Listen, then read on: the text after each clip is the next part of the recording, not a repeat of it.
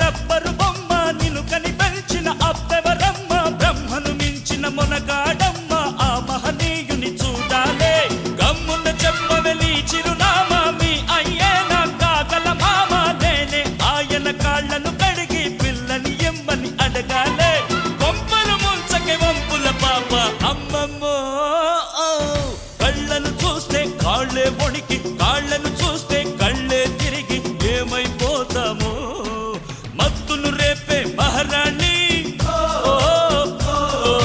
కొత్తగా ఉందే నీ బాణి